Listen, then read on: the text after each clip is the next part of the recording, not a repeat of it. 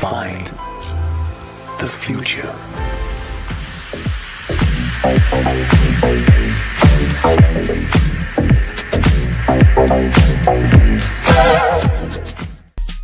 السلام عليكم يا جدعان، ازيكم عاملين ايه؟ رجعت لكم بفيديو جديد، وفي فيديو النهارده هنعمل ريفيو عن اوبو فايند اكس.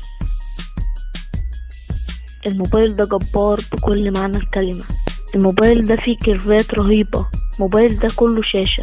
اول موبايل اوريدي ينزل بنسبة 93.8% شاشة من حجم الجهاز. نوع الشاشة اموليد 16 مليون لون، وحجمها 6.4 بوصة، وبتنزل بفول اتش دي نسبة 19.5 إلى 9 و430 بكسل في البوصة. والموبايل ده وزنه 186 جرام، وبينزل بطبقة حماية جوريلا جلاس 5. وش الموبايل دوت وظهره من الإزاز، والإطارات بتاعته من الألمونيوم. ونيجي لأهم حاجة في الموبايل دوت، وهي الكاميرا فيها موتور بيخلي الكاميرا تطلع وتنزل بشكل رائع جدا، ودوت أعتقد هو اللي مخلي الموبايل دوت رائع لحد دلوقتي. أما بالنسبة للكاميرا الخلفية فهي مزدوجة، واحدة 16 ميجا بكسل بفتحة عدسة f2.0، والتانية 20 ميجا بكسل بفتحة عدسة f2.0.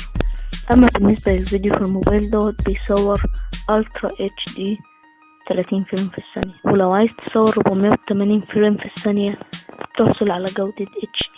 بالنسبة للكاميرا الأمامية لعشاق السيلفي بتاخدها 25 ميجا بكسل فتحة عدسة f2.0.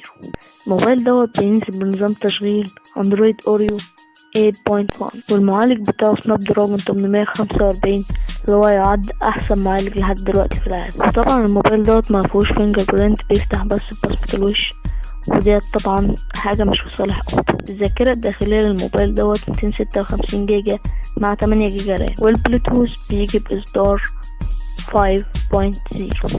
أما بالنسبة للبطارية فحجمها 3730 ملي أمبير، وبتشتغل بشحن السريع فوق اللي احنا شفناه قبل كده في الأوبو F9. ولحد دلوقتي فوق دوت هو أسرع شاحن في العالم.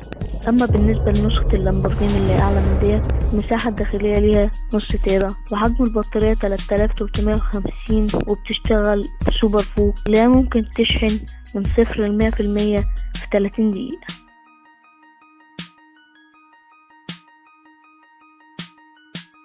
وبكده يبقى خلص الفيديو بتاعنا النهارده. لو عجبك الفيديو ما تنساش تعمل لايك وسبسكرايب وتفعل زر التنبيهات عشان يوصلك كل جديد، والسلام عليكم.